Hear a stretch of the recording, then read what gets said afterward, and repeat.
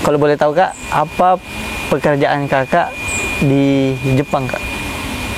Apakah sesuai dengan prodi Kakak atau berbeda Kak? Oke, jadi sebenarnya untuk yang ini saya gimana ya?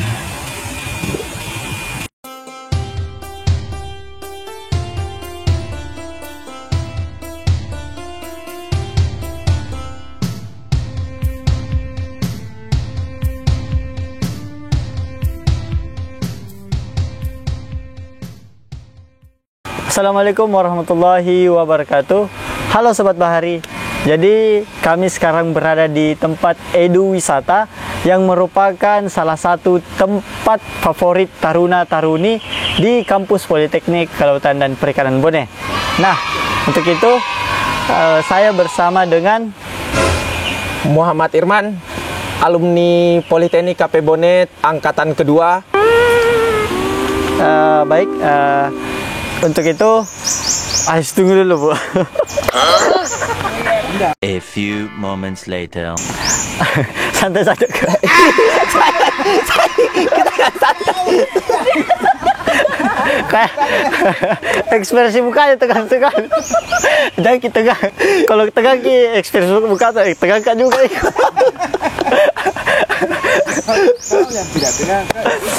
Oke, baik. Sebelumnya saya izin perkenalkan diri. Perkenalkan, nama saya Muhammad Aditya Putra Permana. Sebagai taruna atau putra kampus. Wow, luar biasa. Putra kampus. Putra kampus Politeknik Kelautan dan Perikanan Bone tahun 2024. Nah, jadi saya dengar-dengar Kakak ini alumni Politeknik Kelautan dan Perikanan Bone. Ya, benar sekali. Angkatan kedua. Oh, angkatan kedua. Kemudian yang saya mau tanyakan Kak, Ya. Kakak itu waktu di Politeknik KP Bone itu berapa orang dalam seangkatan itu? Saya angkatan kedua, kurang lebih 90 orang taruna. 90 orang. 90 orang taruna. Kalau boleh tahu juga Kak, waktu angkatan Kakak sudah ada program studi TBP, TKL dan TPI atau Jadi di program waktu ini ada 3 program, yaitu TBP, TKL dengan TPI. Kalau boleh tahu Kakak jurusan? Saya jurusan TBP. TBP. Culture ya. Terus selama Kakak kuliah di Politeknik KP Bone, saya dengar juga ini Kak, Kakak lagi berkarir nih di mana kalau boleh tahu Kak? Di Jepang, betul sekali. Saya baru datang dari Jepang kurang lebih 3 tahun. 3 tahun. Ya. Oke. Jadi kalau boleh tahu alur dari Kakak sudah wisuda sampai kerja, apa saja yang Kakak lakukan dan apa saja Kakak persiapkan? Oke. Jadi pada saat saya lulus dari Politeknik KP Bone, saya beserta teman-teman langsung mencari lembaga yang bisa memberangkatkan saya ke Jepang. Nah, pada saat itu saya 9 orang, ya 9 orang di angkatan saya belajar di suatu lembaga yang bisa memberangkatkan, ya. Nah, di situ saya belajar kurang lebih 3 bulan. Nah, setelah 3 bulan itu kami ikut ujian bahasa Jepang atau bisa dikenal dengan JFT, ya, JFT Basic A2 atau setara dengan N4. Nah, setelah itu kita juga ikut ujian skill atau SSW, ya. SSW itu jadi kalau kita mau magang itu sebenarnya kita tidak perlu ikut ujian, ya, tidak perlu ikut ujian, hanya wawancara saja. Namun karena kami memutuskan untuk Tokutegino atau visa kerja, ya, itu dengan kontrak 5 tahun. Jadi syaratnya itu untuk Tokutegino harus punya ujian SSW dengan JFT Basic. Nah, itu. Nah, perlu saya sampaikan bahwa untuk mau pergi ke Jepang itu ada beberapa lembaga yang memang benar-benar ini. Jadi kita harus benar-benar cari lembaga yang bisa dipercaya. Nah, Jadi harus yang sudah SO atau sending organization, atau nanti kalian bisa cek di website ya, lembaga yang sudah SO yang bisa memberangkatkan di kerja di Jepang seperti itu. Oke kakak. Kakak kalau boleh tahu informasi untuk jenjang ke kerja di luar negeri itu dapat dari mana Kak? Kebetulan saya dapat dari info teman angkatan. Nah, kebetulan dia mengajak saya untuk pergi ke Jepang, jadi saya langsung ikut sama beliau. Nah, jadi saya dapat dari teman. Nah, dari teman itu dapat dari luar juga. Jadi saya ikut.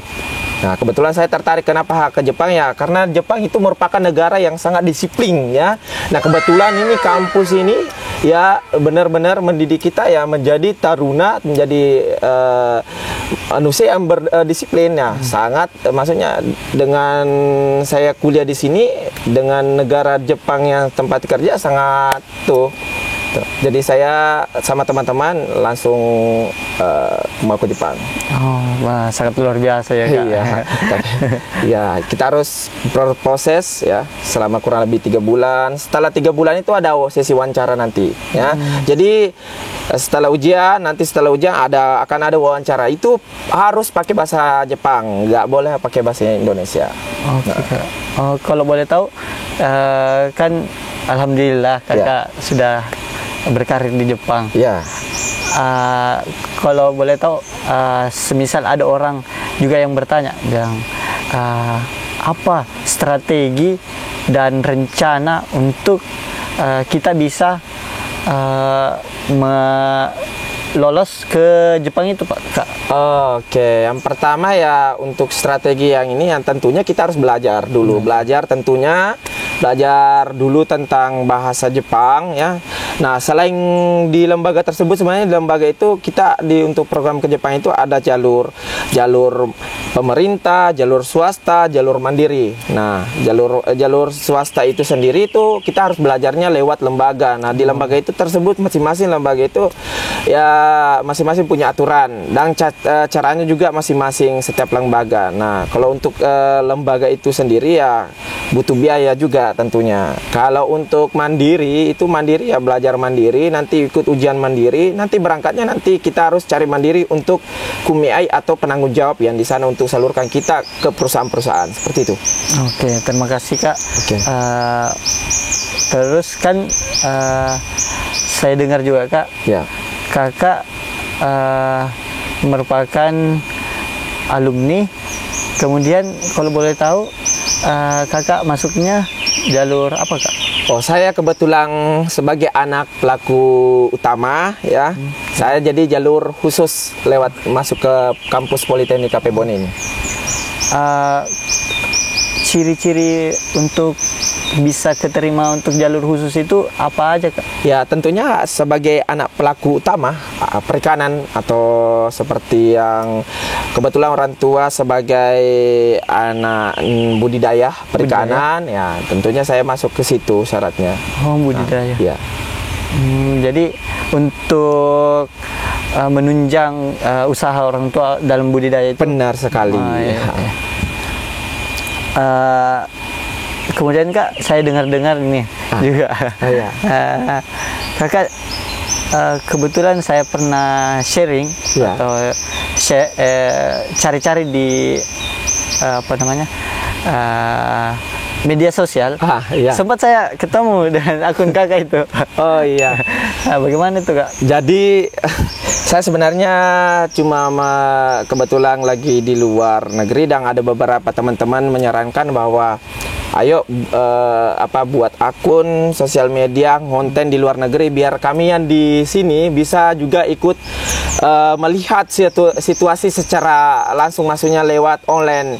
Jadi saya awalnya itu mulai ngonten itu di TikTok itu tahun 2023, namun hanya dikenal itu mulai dari tahun 2024. Kurang lebih saya 1 tahun di TikTok. Alhamdulillah Sekarang pengikutnya sudah 403.000. Alhamdulillah.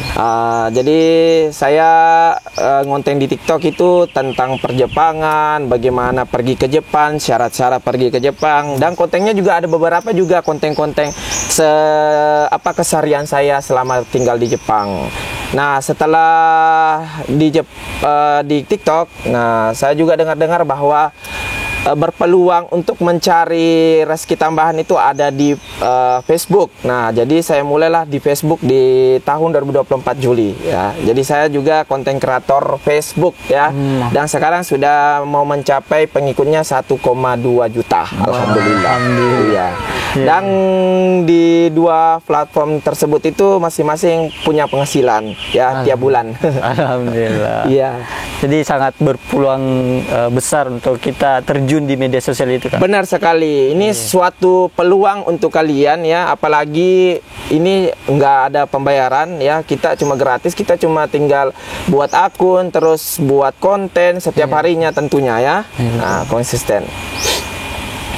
Kalau di Facebook itu sendiri ya, sebagai konten kreator itu kita harus bangun yang pertama itu branding. Branding yang pertama kita harus bangun ya. Kebetulan saya branding kalau di ini tentang istri orang. Nah, kebetulan kita harus cari ya, mayoritas pengguna di platform misalnya di Facebook itu kebetulan emak-emak ya. Nah, saya angkatlah branding tentang istri orang, tapi ini hanya sekedar konten. Iya, konten. Hanya konten semata. Iya, betul. Kalau boleh tahu juga, Kak, apa sih yang menjadi motivasi Kakak sehingga bisa atau dapat menjadi konten kreator begitu, Kak? Nah, yang pertama yang jadi motivasi itu karena ada dari info dari teman bahwa di Facebook, apalagi yang sekarang memblooming ini, yang sekarang lagi meledak itu, memang di Facebook itu bisa berpenghasilan jutaan, puluhan juta, bahkan ratusan juta per bulan. Cukup dengan posting video dan foto saja bisa gajian sampai ratusan juta. Dan alhamdulillah di sini saya menceritakan pengalaman saya selama konten kreator. Saya bukan maksud pamer, cuma hanya memotivasi kepada teman-teman yang di luar sana ya, di luar sana. Semoga ini menjadi motivasi. Alhamdulillah saya kurang lebih 6 bulan di Facebook itu saya sudah mendapatkan kurang lebih 600 juta ya. Dan gaji yang tertinggi kemarin itu di bulan Februari saya dapat 184 juta dalam 1 bulan. Itu cukup modal posting video dengan foto. Dan tentunya foto-foto dan video yang kita posting bukan sembarangan posting aja video ya, tentunya ya. Kita harus bikin entah itu konten komedi, konten edukasi, konten-konten yang berbagi ya, tergantung dari kita cocoknya di bagian mana, seperti itu. Kalau untuk kakak bagian yang mana, Kak? Kalau saya di TikTok itu sendiri kontennya dulu seputar perjepangan, tapi karena sudah pulang jadi kontennya seputar kehidupan sehari-hari saja. Kalau di Facebook itu sendiri karena saya dikenal dengan kata buje atau bujang ya, dengan branding istri orang, jadi kontennya ya konten kesehari-hari dicampur dengan konten-konten yang berbaur dengan istri orang. Tapi itu cuma sekedar kontennya. Nama berbrandingnya. Apa sih rahasia untuk menjadi konten kreator? Apa hambatannya? Oke. Kalau yang pertama untuk supaya jadi konten kreator yang ini, kita harus konsisten. Yang pertama niat ya. Itu yang paling penting, niat ya. Sesibuk apapun kita ya, kalau memang tidak ada niat untuk konten ya tidak bakalan jalan konten kita. Nah, yang pertama itu niat dulu. Nah, yang kedua itu kita harus tentukan tema apa yang kita harus bikin konten. Misalnya kita konten komedi. Jadi konten komedi kita pikirkan konsepnya seperti ini. Entah kita kehidupan sehari-hari kita, baru kita sambungkan dengan komedi. Terus yang ketiga itu harus konsisten. Nah, ini nih ya, yang menjadi penyakit ya, konsisten ya. Terkadang kita ya sebagai konten kreator pemula ini ya, yang paling ini ya mood ya. Terkadang kita upload konten sudah berkali-kali, sudah konsisten, tapi penayangan tidak rame, pengikut tidak bertambah, dan penghasilan juga tidak ini. Ya namanya juga konten kreator, kita harus berproses ya. Nah, berproses dulu. Nah, yang menjadi hambatan itu ya setiap daerah mungkin yang paling penting itu jaringan ya. Yang paling penting kalau kita konten kreator jaringan, terus yang kedua ya mungkin tentunya yang ya alat komunikasi yang seperti HP ya, tentunya yang sebagai pendukung untuk pengambil video atau foto ya tentunya itu ya. Tapi yang paling penting di sini jaringan. Soalnya kita mau live ataukah kita mau ini ya upload konten ya, kalau jaringan tidak mendukung ya tentunya juga tidak bakalan terupdate ya, seperti itu. Hambatannya seperti itu sih. Oke Kak. Jadi pertanyaan selanjutnya Kak. Oke, lanjut. Siapa sih dibalik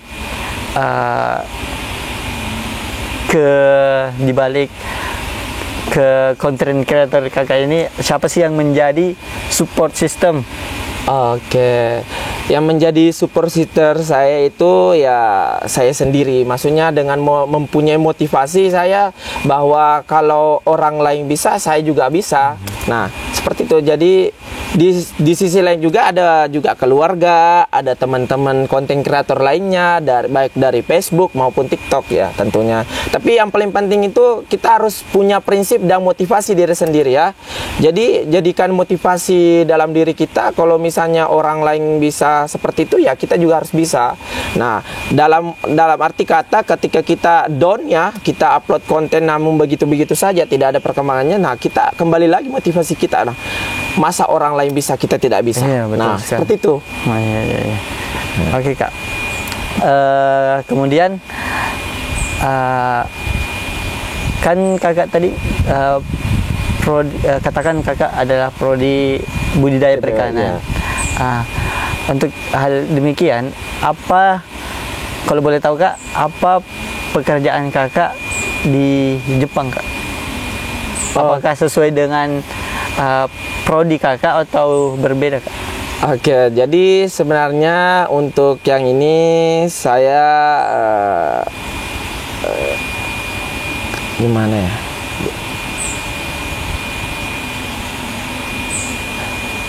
Oke, sebenarnya saya untuk pekerjaannya sesuai prodi di sini ya karena kebetulan pada saat itu memang job di sana kan belum yang sesuai dengan prodi saya.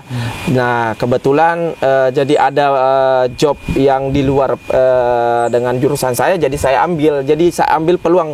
Nggak mungkin saya sudah lulus bahasa Jepang ataukah sesuai dengan jurusan saya menunggu sampai bertahun-tahun. Nah, di situ kemarin tidak ada informasi bahwa job sesuai jurusan saya nanti bakalan ada di tahun depan, tidak ada informasi. Jadi saya ambil job di luar jurusan saya. Yang penting saya pergi ya, pokoknya memanfaatkan peluang yang ada ya. Jadi saya terima. Oke Kak. Jadi teman-teman sekalian, Sobat Bahari, kita sudah mendengarkan begitu banyak motivasi dari Kakak.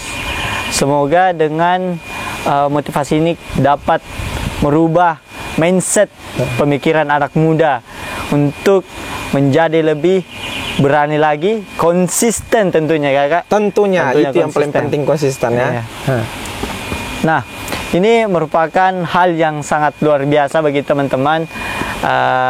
Semoga dengan pemberian motivasi dari Kakak ini dapat mengubah pola pikir anak muda di luar sana ya Kak. Tentunya harus, pokoknya buat kalian di luar sana, anak muda yang ini sedang berproses, nikmati proses yang sekarang ya. Apapun masalahnya, apapun tantangannya, yang namanya juga setiap berproses itu pasti ada masalah. Nah, setiap masalah itu sudah pasti ada jalan keluarnya. Jadi kalian harus benar-benar menikmati prosesnya, jangan sampai hanya hal sepele membuat kalian down, membuat kalian berhenti di tengah jalan ya. Kalau saya bisa, kalian pasti juga bisa. Oke. Baik, mungkin cukup sekian dari percakapan siang hari ini ya Kak. Untuk itu saya tutup. Jangan lupa like, comment, subscribe, and share. Cukup sekian. Wassalamualaikum warahmatullahi wabarakatuh. Waalaikumsalam.